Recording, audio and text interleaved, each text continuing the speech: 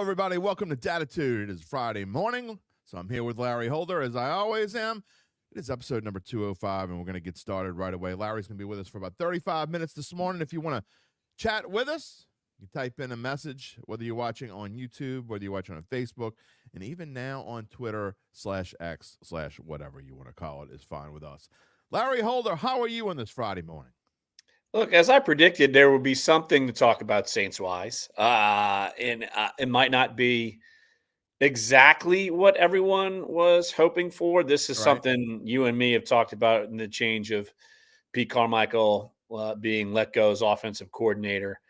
We knew that was coming, but I'm sure people were looking for bigger fish to fry, and that obviously is not the case.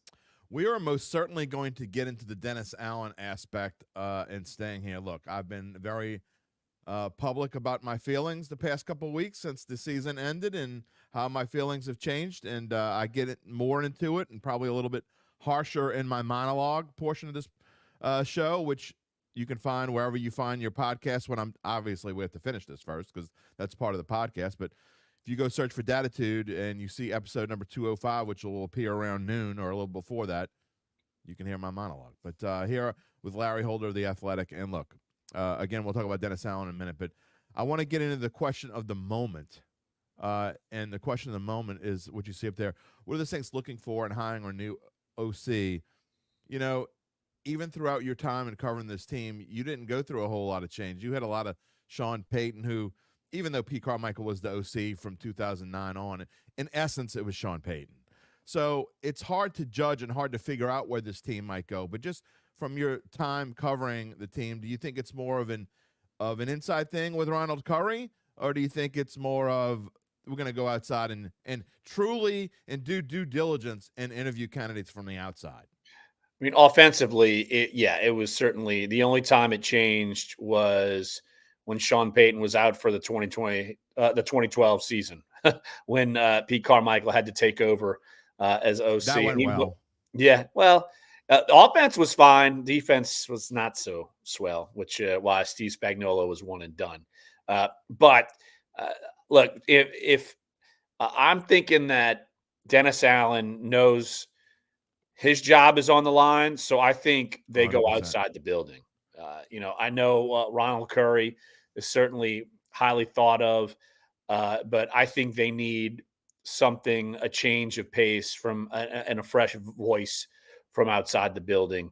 And I'm like, I haven't necessarily followed it close enough to see who could be their candidates. Right. I mean, there's a lot of moving parts throughout the league right now. I mean, since last we spoke, look, it's Bill Belichick's gone, Mike Vrabel's gone, Pete Carroll, all of this. Like, you're having all of these coaching searches and names are flying everywhere. No one's made hires yet because you really can't because of the way the interview process is going. So this is going to extend a little further than maybe you might want, but still, I think that they have to have a wide open candidate pool, which was different than what they did when they hired Dennis Allen.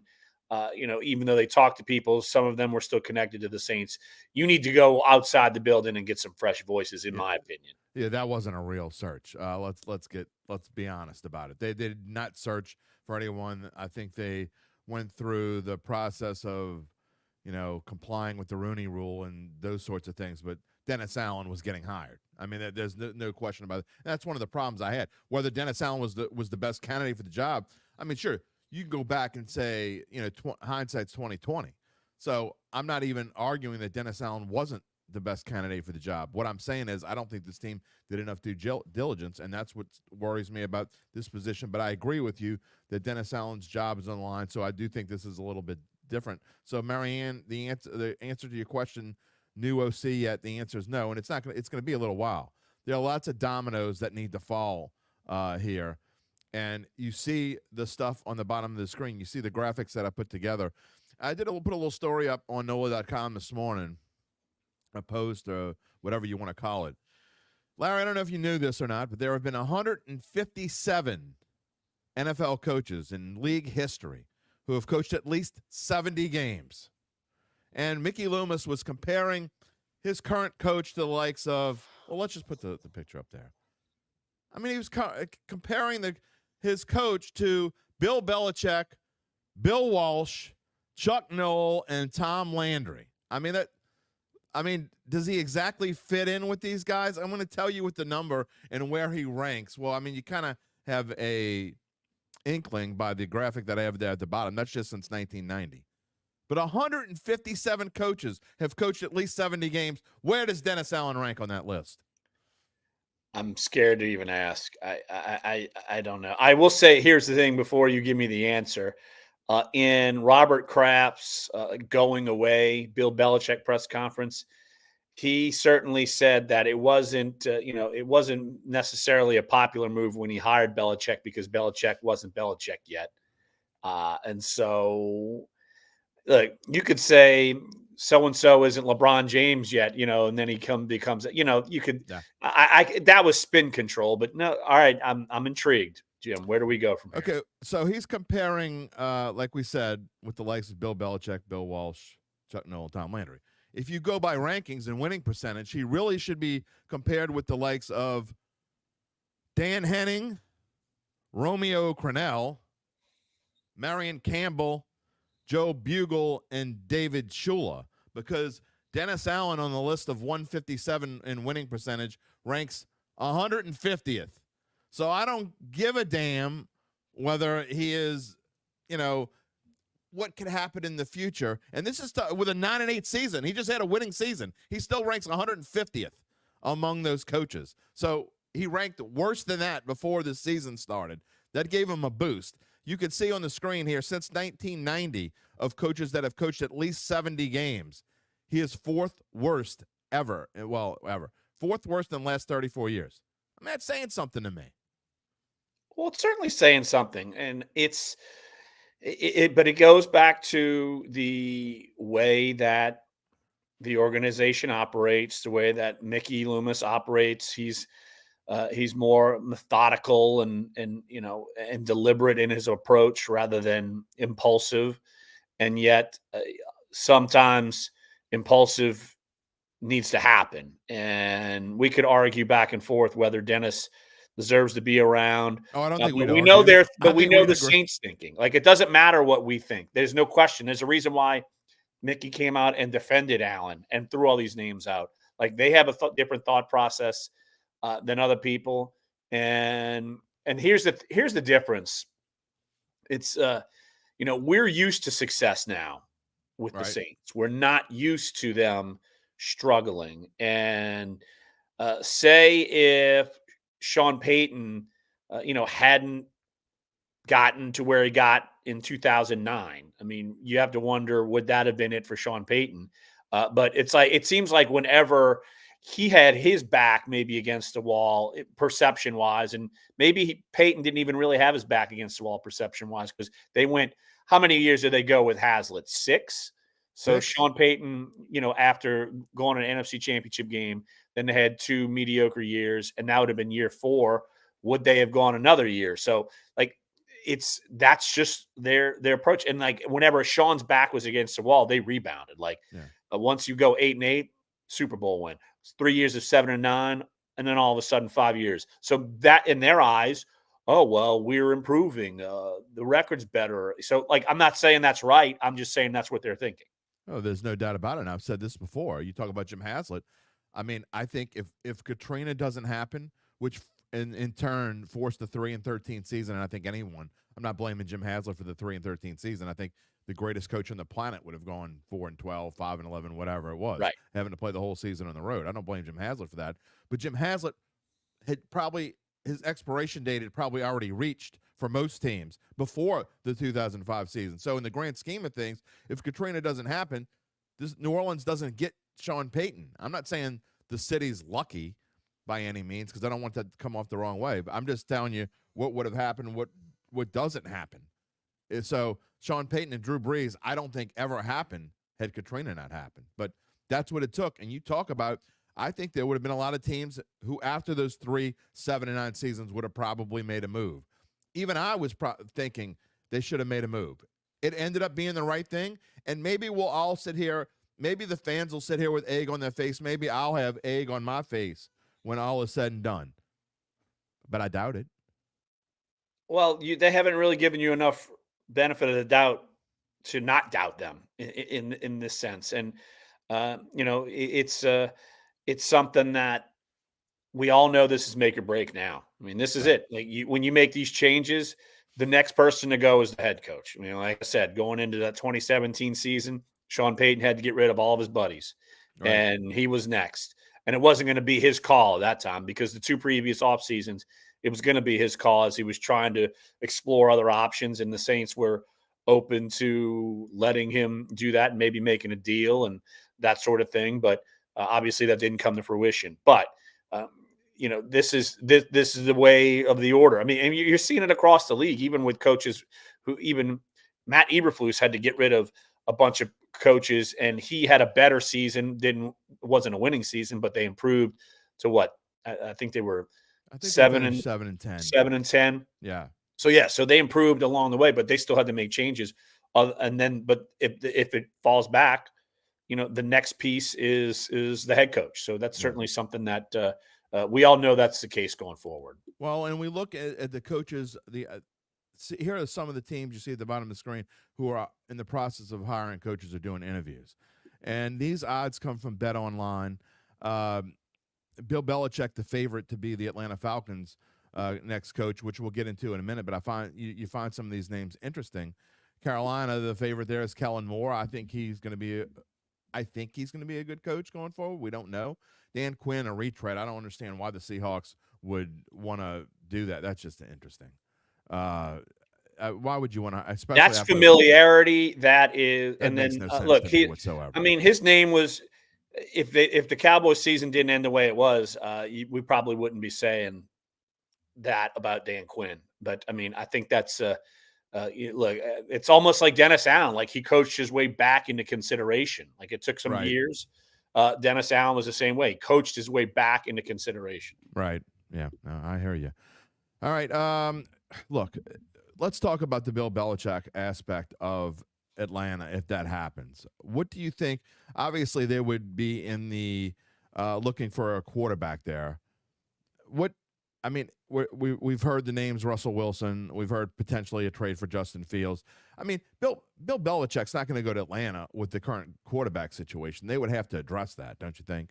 No coach will. I mean, the owner came out and said it. Like that ship is sailed for Desmond Ridder and Taylor Heineke and whoever it is. It's going to be somebody different. And look, Bill's not going to go somewhere where he has the same sort of situation that he's leaving in New England. I mean, that's the same thing he'd be walking into in Atlanta. I'll be honest. It goes to show you where their mindset is. That Ryan Nielsen is interviewing for the DC job with Jacksonville.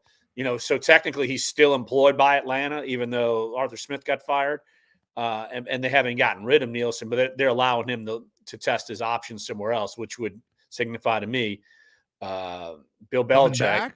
Bill Belichick is a defensive guy. Well, yeah, Ryan Nielsen. I can't see him coming back. Right. But yeah, exactly.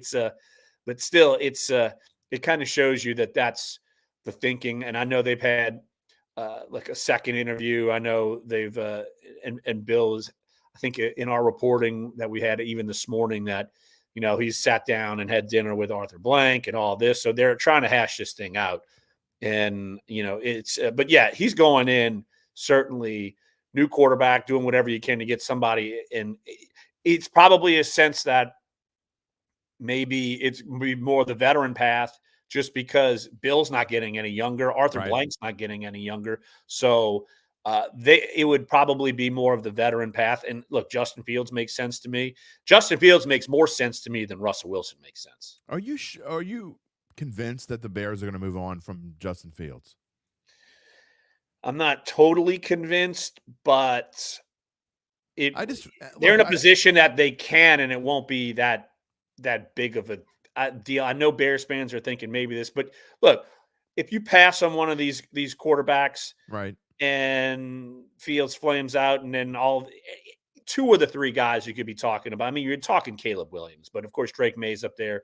Jaden Daniels to a lesser degree. Jaden Daniels could be a top 10 pick. I just think there's so much more they could do with that first-round pick. I think that, you just committed to Justin Fields. It hasn't been that long. I mean, to give up on this guy and to think he really hasn't had any offensive weapons in his defense. I can't believe I'm defending him because I've really kind of bashed him a little bit throughout the years. But what I saw the last half of this year has kind of changed my mind a little bit. I think maybe he can be the quarterback they were looking for if he had some weapons, because DJ Moore obviously made a big difference for him. And going forward, if you give this guy some real weapons, they had a better running game behind him. It wasn't great, but give him an offensive line and give him like 2 more wide receivers. I think this team could be okay. And I think Fields can be a good quarterback. Yeah, I think Justin Fields can be good, which is why I think Atlanta will try to go get him. Like, right. They can make an offer that could make it worth Chicago's wild to do that. And then they say, well, we can go get our own quarterback. And then they have their own pick. Say that's the thing. Like, if they stick with their, their own pick or trade it away, could they get a couple of weapons? Sure. But could they get a quarterback that, could be better in their eyes than Justin Fields, and also get a weapon like they won't get Marvin Harrison Jr., but they could get like maybe Malik Neighbors or like someone like Brian Thomas. Like I'm naming those are legitimate. Maybe. Yeah, like I'm saying, there's some depth at wide receiver in this draft. I think there's a lot of depth at wide receiver in this draft. A lot of good first round talent. So this is something that they can mix and match. And say if they do trade Justin Fields, they're getting more compensation to add to that, and on top of them having the number 1 pick, and on top of them having their own pick. So like you got to think of it in that sense. It's it could be a real boom for Chicago, but also you don't want to see Fields go to say Atlanta and then be great, and then it's the risk reward. I mean, they took Mitch Trubisky, that blew up in their face. It could have had Patrick Mahomes. See, this whole thing is why it frustrates me even more watching the Saints team and not making change, because before, when I was talking about maybe the Saints would just stay status quo and just kind of bite the bullet next year because they're going to stink. Well, I mean, when we've gone through the whole, I'm not going to go through the whole, he's obviously lost the locker room spiel again. I think we all know that. I think we've all heard that before. But so maybe on the other hand, why wouldn't you make a change now with all the things that you talk? I think this is going to be the most talented draft that we've seen in quite a while. I thought last year's was good, but I think this year's draft is going to be maybe one of the best in the last 10 or 12 years. I think it's beneficial also, say, for the Saints, because we know they've got some areas to address, and for sure. Your primetime areas like tackle, like defensive, edge rusher, edge rusher. Like they have pieces that will be good and strong within this draft. And, we could be realistic. They're not going to go quarterback in the first round, I wouldn't think. Nor should they. To me, it drops off after Daniels, and Daniels could go. Look, Daniels could get drafted by the Falcons. Let's be honest. It's possible. I don't think he'll be there that long, but it's possible. But I will say this: I don't care if one of those 3 guys drops or not. If the Saints don't take an offensive tackle with their first round pick, everyone in the GD room should be fired. I mean, that is like by far, and I said this last year, and no one listened and no one cares, and I get it, no one cares what I say. But I said it last year, and it's even twice as much so this year. Their number 1 need last year was an offensive lineman, an offensive tackle to be more specific. Their number 1 need by far, it's not even argue. At least last year you could argue they needed an interior lineman. They went out and got Brian Brisset, whatever, and then drafted Isaiah Foskey with the second-round pick, which was absurd. But there is no other need more pressing than offensive tackle, period, for this team. Again, they are complete morons if they don't take an offensive tackle with their first pick. And Dennis is coaching for his job. He's not coaching 100%. For 3 years from now. So they're pinned with Derek Carr, and they have to make it work with what they have, and knowing the way that Mickey's A, speaking, and B, we know how this organization rolls. Like they're still in win now mode, because look, they go into next year, they could still be considered the favorite to win the division, even how Tampa's doing right now. I mean, so it's they might be. I get their logic, but it's a logic where, I mean, you feel like there's only a ceiling, and the ceiling is not being one of the top teams in the NFL. But look, here's the thing. What's making this probably worse is that Tampa edged in the playoffs, won a division. They beat up Philadelphia. What if they go upset Detroit? Like the Saints probably we're going to get into that in a minute. The Saints probably see, oh my gosh, we're just as good or better than them. We have an even better opportunity next year with the piece that we have. We'll see. All right. Speaking Fool's of gold, maybe, probably. Larry doesn't have as much time with us as he usually does this morning, so we need to. I'm on the clock actually today, so okay. Well, for my own job. All right. Well, we have to move on and talk about the NFL playoffs, which is what I want to do anyway. Last week, Larry and I were together on 5 of the 6 picks. The one pick that we weren't together on, Larry was right. I was wrong, but it's nothing to really brag about because we didn't really do all that great. We were mediocre last week. I was 3-3 with my picks. Okay. Well, we're going to change that this week. We're going to be good. Last week, I didn't love my picks. This week, I actually do. I really feel confident about my picks. We'll see how that works out, and here we go. Let's start in the AFC. Look, I asked this question, and you think about it, and you think about C.J. Stroud, Lamar Jackson, Patrick Mahomes, and Josh Allen. Is this the best divisional round full of quarterbacks that we've ever seen? And I know ever is a long time, but when you talk about a group of 4 quarterbacks in all different spectrums, you got young, you got established, you got a potential GOAT in there. I mean, it's all kinds of stuff going on here. Well, I wish you would have told me. I would have done the research to see. The only person maybe you're missing out of this group, and it's just because like you can't have that many. But say right. Like you're missing like Joe Burrow and you're missing like Justin Herbert. But I mean, who do you replace? I mean, C.J. Stroud has been incredible. Absolutely. Lamar Jackson's going to win the MVP, and then you've got Mahomes and Josh Allen. It's going to make for a super intriguing. Like these matchups are more intriguing overall than the NFC, even though I do like some of the NFC playoff storylines, but these matchups to me are super intriguing. I'm pumped to watch them. So am I. And I tell you, as everyone's talking about Mahomes versus Allen, and obviously we've seen that before, but I am so interested to see how C.J. Stroud does going on the road in a cold environment. You know, people are talking about, oh, it's cold, it's a dome team, blah, blah, blah. C.J. Stroud was playing at Ohio State 2 years ago. I mean, so it's not like he hasn't played in the cold. It's not like it's something new. So, it's my wife in the background. If you're watching live, she's getting packages. Anything from me? she's ignoring. But yeah, cold. No, that doesn't matter. C.J. Stroud has played, in Michigan, like road games, exactly. like Wisconsin. I'm sure it was 18 degrees when he played there. But it's cold. Give me a break. Yeah, it's not like it's warm in the big house and at the end of November. Yeah, it's not a fact. That won't be a factor. All right, let's get into our predictions. And we see the AFC odds on the screen. Baltimore, the overwhelming favorite at basically even money to win the AFC. It's got to start with a game this week where they are highly favored, 9.5-point favorites. We've all heard the talk about Lamar Jackson's record in the playoffs and how he's just been bad. I mean, there's no other way to put it. He's been bad in the playoffs. Is that going to change this week? 9.5-point favorites. Who do you like? Ravens and Texans open it all off 3:30 tomorrow. On The Athletic, my picks are live. I lone wolfed this game. Lone wolf. I'm going upset. Texans. I love C.J. Stroud. I think he has nothing to lose. I think the Texans have nothing to lose. And the pressure's all on the Ravens. Top seed. Haven't done well with Lamar Jackson at quarterback. Let's roll the dice. I'm taking Texans straight up. Bad news, my friend. Of course. I don't have the chutzpah, whatever you want to call it, to actually pick the Texans outright. But I said it and wrote it in my column.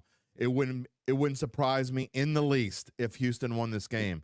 I get all the trends, and I don't usually buck trends like dome teams go and play in cold weather, and they're out there. I mean, the numbers aren't good at all.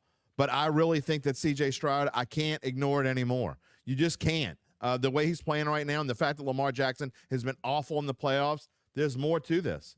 And as Ronald says, MVP versus the Rookie of the Year. And It's going to be fun. By the way, it's snowing in Baltimore. Yeah, but it won't be snowing when they play the game. I really don't think that weather's going to be that big of a factor, actually. It's going to be cold, and people keep talking about wind, but from what I've seen, the wind's going to be more like 10 miles an hour. I don't think it's going to be that big of a deal, and there's going to be no precipitation. So I actually don't think weather's going to be that big of a factor, besides it's just going to be cold. And against C.J. Stroud, you said, I'm definitely taking the Texans in the 9.5. I think they play well, and I can't go as far as Larry to predict the outright upset. But if we come back here next week and talk about championship games and we're talking about Texans versus Chiefs or Bills, it wouldn't surprise me in the least. It really wouldn't. All right, let's talk about that one. Obviously, that is the marquee matchup of the weekend. Sunday, 5:30 on ESPN, at least 5:30 Central Time. Chiefs are a 2.5-point favorite. Mahomes' first ever true road playoff game. What do you got? Well, look, Mahomes has not been Mahomes all year. And that's why they're basically in a situation they're in. They're not a bye week. They're having to play a road game in divisional round. But I'm going with Mahomes. I'm going with the Chiefs. I feel like the Bills, they play well, but they could be had.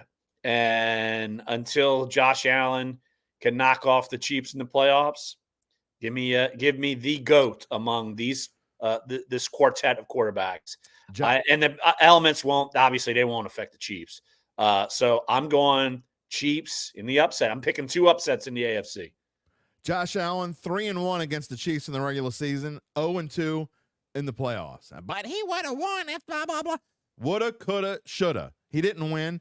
And I'm so sick of hearing Josh Allen is one of the best top 4 or 5 quarterbacks in the NFL. He goes through spurts where he just disappears, throws it to the other team. I don't understand why everyone thinks he's as great as he is. He's fun to watch because you don't know what the hell he's going to do. You're going to say he's not a top 5 quarterback? Come on. I really don't think he is. I got to be honest. Who's your top 5? New debate.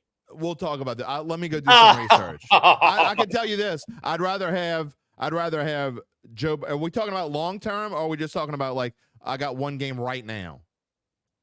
What's the difference? There's a big difference. If I'm going forward, I'd rather have C.J. Stroud than Josh Allen. Oh, well, yeah. I mean, he's a rookie, sure. I mean, yeah, but Josh Allen's only been in the league for what, 5 years? It's not like it's that far. 2018. All right, forget all that. I'm not betting against Patrick Mahomes in the playoffs. Okay, I'm just not.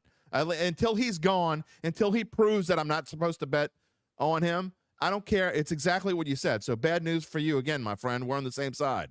I'm taking Kansas City in the points. Actually, I think Kansas is going to win straight up here as well. I think plus 124 is a great value. And I hope I'm wrong because Buffalo is the only future I have left that's still alive. I have a nice chunk on the Buffalo Bills. I hope I'm wrong. I hope my ticket is still alive when we come here and talk next Friday. But Patrick Mahomes versus Josh Allen in the playoffs? Taking Patrick Mahomes. I don't see how you cannot.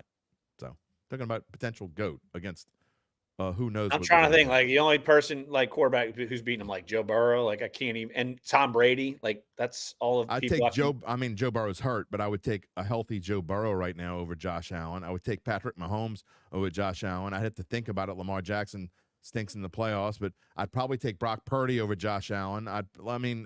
How far do we want to go with this thing? That's just 3 right there that are in the playoffs right now. Well, we're talking top 5. He could be 5th. Why can't he be 5th? We'll talk about it next week. I'm gonna give you my list next week. I want to think about it. All right, we're moving on to the NFC. We got about 4 or 5 minutes left.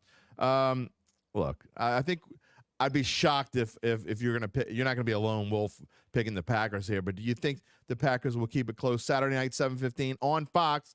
The Packers, and it's kind of been edging. It's been a steady line, but it started out at 10, quickly jumped to 9.5, where it is now. The Packers 9.5-point underdogs at San Francisco.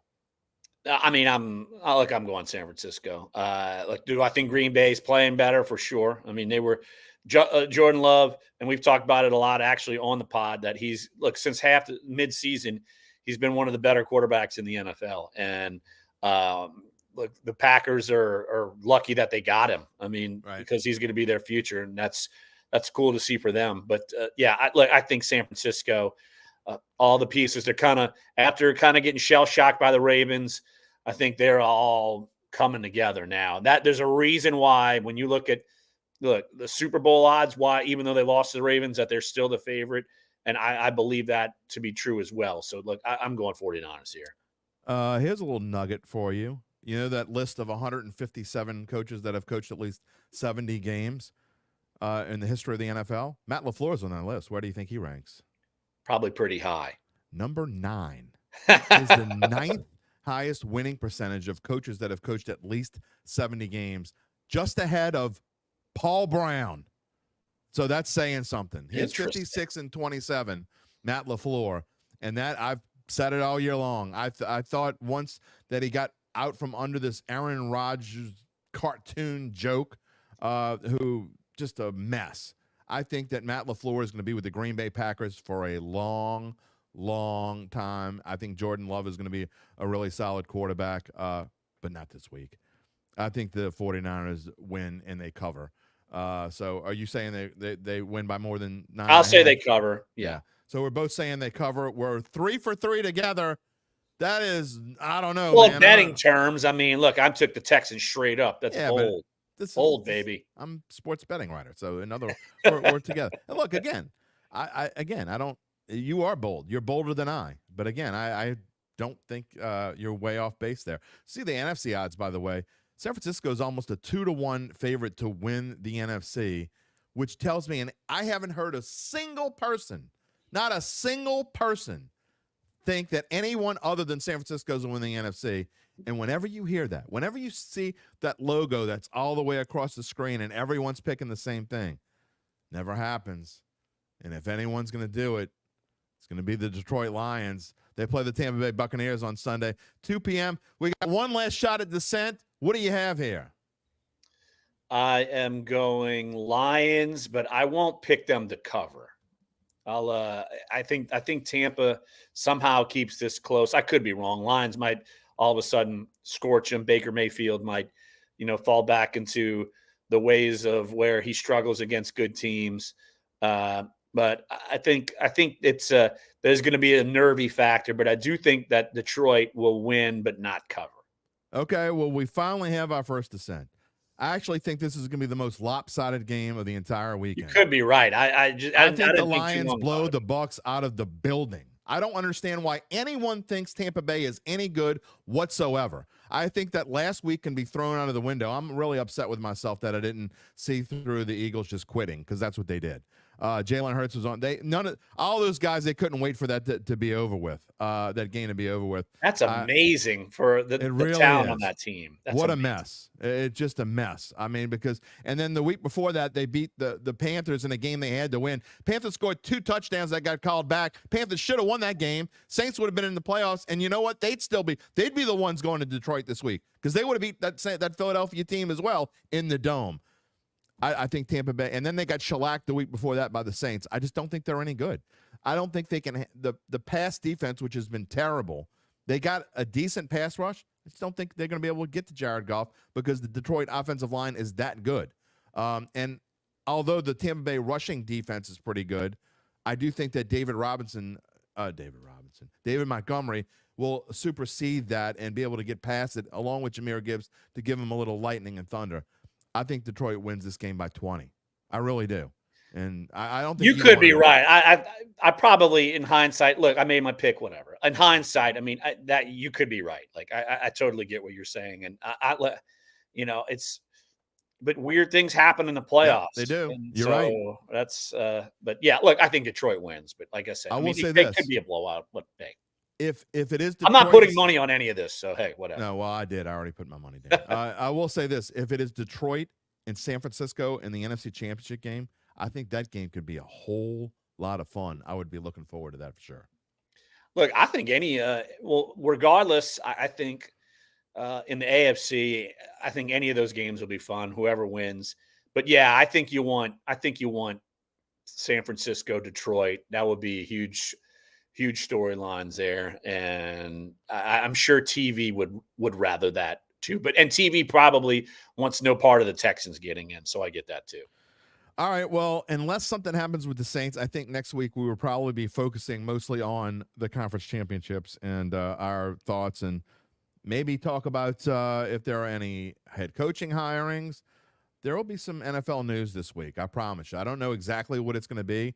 And maybe there will be Saints news. If the Saints hire an offensive coordinator, we will be talking about that next Friday. But we'll have to wait and see. I know this.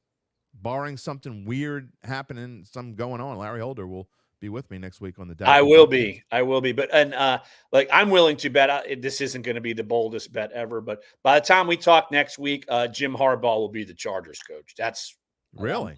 That's where I'm going with that one. So Okay, you'll have at least one vacancy filled by the time we talk next week. Probably more, but at least one. Jim Harbaugh to the Chargers.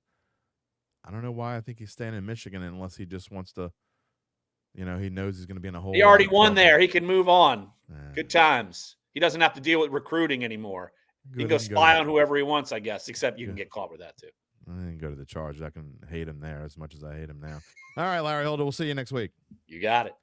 Reminder for everyone out there, you can go search for Dattitude. I will add my monologue to this podcast. Wherever you get your podcast, just search Dattitude. We will see you next Friday, Larry and I, in the same seats, talking about the NFC and AFC championship games. Everyone have a great football watching weekend. Don't eat too much king cake and stay warm.